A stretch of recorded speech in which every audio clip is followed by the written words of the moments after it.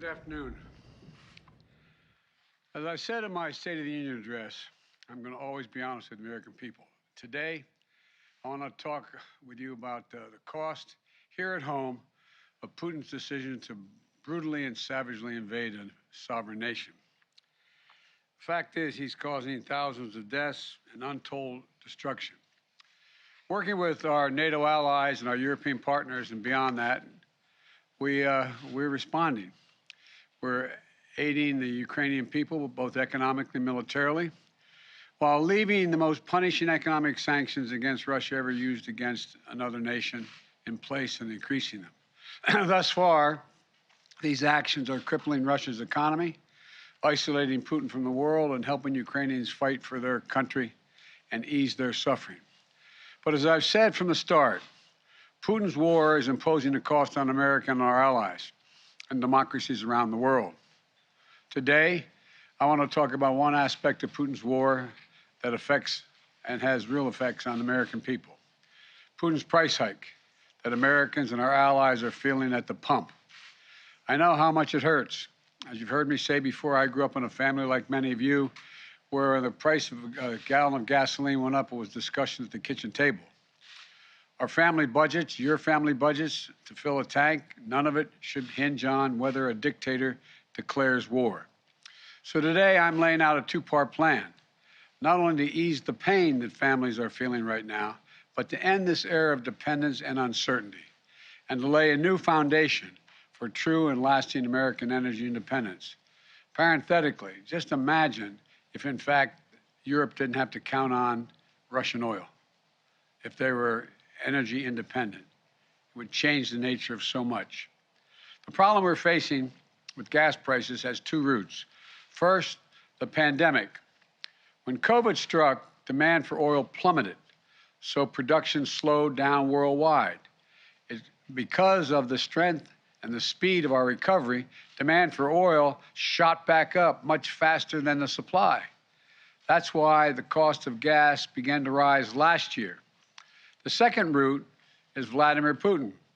The start of this year, gas was about $3.30 a gallon. Today, it's about averaging $4.20, $4.22. It's higher in many states. Nearly $1 more in less than 3 months. And the reason for that is because of Putin's war. And now many people are no longer buying Russian oil around the world. I banned the Russian import of oil here in America. Republicans and Democrats in Congress called for it and supported it. It was the right thing to do. But I said at the time, it's going to come with a cost. As Russian oil comes off the global market, supply of oil drops and prices are rising. Now Putin's price hike is hitting Americans at the pump, which brings me to the first part of my plan. To immediately increase the supply of oil, our prices are rising because of Putin's action. There isn't enough supply. And the bottom line is, if we want lower gas prices, we need to have more oil supply right now. For U.S. oil companies that are recording their largest profits in years, they have a choice. One, they can put those profits to productive use by producing more oils, restarting idle wells, or producing on the sites they already are leasing, giving the American people a break by passing some of the savings on to their customers and lowering the price at the pump. Or they can, as some of them are doing, exploit the situation, sit back, ship those profits to the investors, and while American families struggle to make ends meet. Look, this is a moment of consequence and peril for the world, and pain at the pump for American families. It's also a moment of patriotism. I want to acknowledge those companies that have already announced they're increasing immediate production. They're investing money to produce more oil, and also clean technology we need to reduce our dependence on oil in the future. They have everything they need, nothing standing in their way. And they've indicated they will be producing an extra 1 million barrels of oil per day, probably starting as early as this fall. That's progress. But some companies have been pretty blunt. They don't want to increase supply because Putin's price hike means higher profits. One CEO even acknowledged that they don't care if the price of a barrel of oil goes to $200 a barrel. They're not going to step up the production. I say enough. Enough of lavishing excessive profits on investors and payouts and buybacks when the American people are watching. The world is watching. U.S. oil companies made nearly $80 billion in profit last year, and this year those profits are expected to continue to soar. This is the time, not the time to sit on record profits. It's time to step up for the good of your country, the good of the world, to invest in immediate production that we need to respond to Vladimir Putin, to provide some relief for your customers, not investors and executives. Look, I'm a capitalist. I have no problem with corporations turning a good profit. But companies have an obligation that goes beyond just their shareholders, to their customers, their communities, and their country. No American company should take advantage of a pandemic or of Vladimir Putin's actions to enrich themselves at the expense of American families. Investing those profits in production and innovation. That's what they should do. Invest in your customers. And it isn't just like, it's not the patriotic thing, it is good for your business as well. Right now, oil and gas industry is sitting on nearly 9,000 unused but approved permits for production on federal lands, or more than 1 million unused acres they have a right to pump on. Families can't afford that companies sit on their hands. So, to help execute this first part of my plan, I'm calling for a use it or lose it policy. Congress should make companies pay fees on wells on federal leases they haven't used in years, and acres of public land they're hoarding without production. Companies that are already producing from these wells won't be affected, but those sitting on unused leases and idle wells will either have to start producing or pay the price for their inaction. Look, the action I'm calling for will make a real difference over time. But the truth is, it takes months, not days, for companies to increase production. That's why the next part of my plan is so important. Today, I'm authorizing the release of 1 million barrels per day for the next 6 months, over 180 million barrels from the Strategic Petroleum Reserve. This is a wartime bridge to increase oil supply until production ramps up later this year. And it is by far the largest release of our national reserve in our history. It will provide a historic amount of supply for a historic amount of time, a 6-month bridge to the fall. And we'll use the revenue from selling the oil now to restock the Strategic Petroleum Reserve when prices are lower. So, we'll be ready. We'll be ready for future emergencies. Folks, I've coordinated this release with allies and partners around the world. Already, we have commitments from other countries to release tens of millions of additional barrels into the market. Together, our combined efforts will supply well over 1 million barrels a day. Nations coming together to deny Putin the ability to weaponize his energy resources against American families and families and democracies around the world. Now, for the first part of my plan is about meeting an immediate crisis. The second part is about declaring real American energy independence in the long term, so that we never have to deal with this problem again. Ultimately, we and the whole world need to reduce our dependence on fossil fuels altogether. We need to choose long-term security over energy and climate vulnerability. We need to double down on our commitment to clean energy and tackling the climate crisis with our partners and allies around the world. And we can do that by passing my plan that's literally before the Senate right now. The United States Congress right now has been there for well over a month to speed the transition to a clean energy future that's made in America with American products and American values. We need to embrace all the tools and technologies that can help us free us from our dependence on fossil fuels, move us toward a more homegrown clean energy. Technologies made by American companies and American workers, so we can bolster domestic supply chains here at home and export those technologies around the world to reduce greenhouse gases. That's why today I'm issuing a directive to strengthen our clean energy economy. I'm going to use the Defense Production Act to secure American supply chains for the critical materials that go into batteries for electric vehicles and the storage of renewable energy, lithium, graphite, nickel, and so much more. We need to end our long-term reliance on China and other countries for inputs that will power the future. And I'll use every tool I have to make that happen. Yes, building a made-in-America clean energy future will help safeguard our national security. Yes, it will help us tackle climate change. Yes, it's going to help us ensure that Americans create millions of good-paying jobs for generations to come.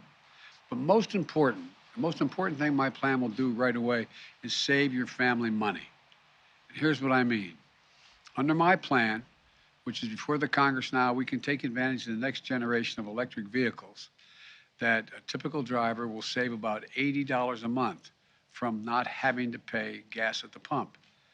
If your home is powered by safer, cheaper, cleaner electricity like solar or heat pumps, you can save about $500 a month on average. Don't take my word for it.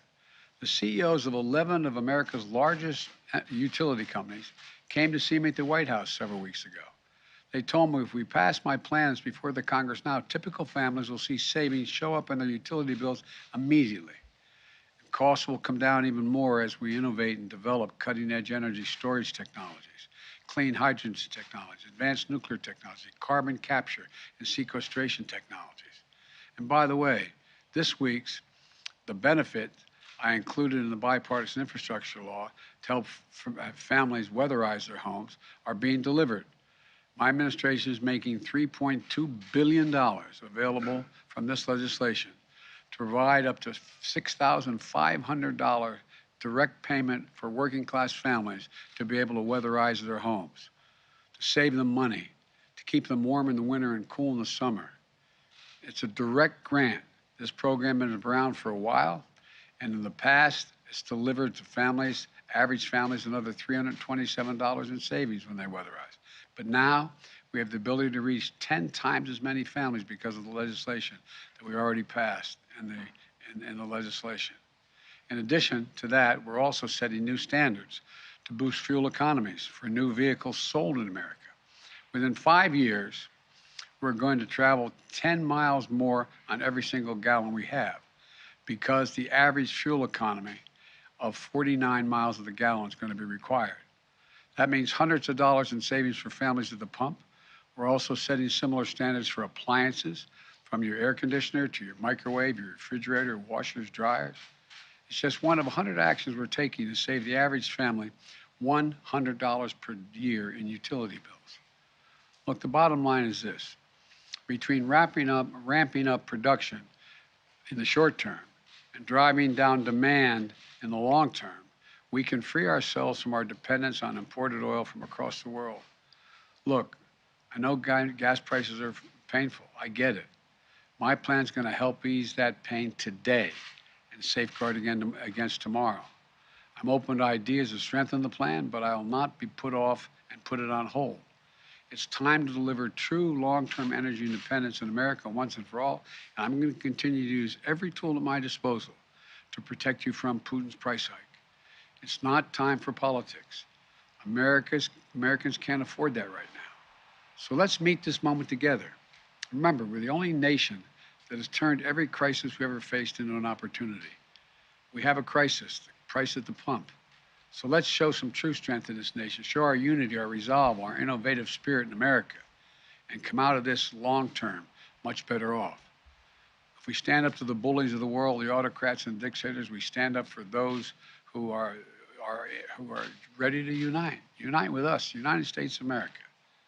So may God bless you and may God protect our troops. Thank you. Mr. President, how badly is How badly is Vladimir Putin being misinformed by his advisors? That's an open question. There's a lot of speculation, but he seems to be, I'm not saying this with a certainty, he seems to be self-isolating, and there's some indication that he has fired or put under house arrest some of his advisors. But I don't want to put too much stock in that at this time because we don't have that much hard evidence. Mr. President, how much in monetary terms do you estimate today's announcement will reduce gas prices, and when can Americans expect to see these changes? that's a really important question, and there's no firm answer to it, but prices already came down when it was announced ahead of time that Biden was going to release so much energy from, so many barrels of oil from the SPRO. They're already come down. My guess is we'll see it come down, continue to come down. But how far down, I don't think anyone can tell. And there's going to be a slight delay because if you go out there and you're a gas station and you purchased X amount of gas at a certain price, you're not going to lower the price of the pump until you're able to get back what you invested. And that, I'm talking matter of, I think, days and weeks. But it's hard to tell. And the other thing is, but it will come down. And it could come down fairly significantly. It could come down the better part of, anything from 10 cents to 35 cents a gallon. It's unknown at this point. I'm also waiting to see whether or not our allies exactly how many barrels they release from their supplies now. My guess is it could be as high, somewhere between 30 million to 50 million barrels. And the higher the number, the more likely the prices to come down. Thank you all very much. I appreciate it. Thank you. Mr. President, have you seen any signs? Mr. President, have you seen any signs that Putin is pulling back his forces? Okay, guys, we need to move quickly. Let's go.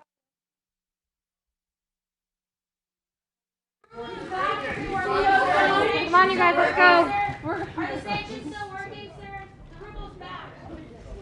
Hold on. Here we go. I'll answer one question. The question is pulling back his forces. Whoever asked that question. Yes. The question of whether he's pulling back his forces depends on how you read exactly what's going on. Thus far, there is no clear evidence that he's pulling all of his forces out of Kyiv. There is also evidence that he is beefing up his troops down in the Donbass area. Depending on your view of Putin, I'm a little skeptical. It's an open question whether he's actually pulling back and going to say, I'm just going to focus on the Donbass and I'm not worried about the rest of the country. I'm a skeptic, but I don't have proof that in fact he is not going, he's taking a pause, doing all he can to use all the troops he has in the Donbass and continue to keep an eye on and try to move beyond the rest of the country. Don't know the answer, but it appears so far that he has not pulled all of the idea he's pulling all the troops out from around Kyiv and moving south. There's no evidence that he's done that. Mr.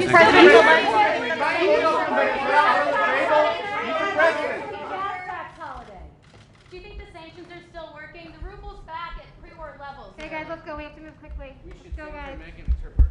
No, we shouldn't. Happy birthday.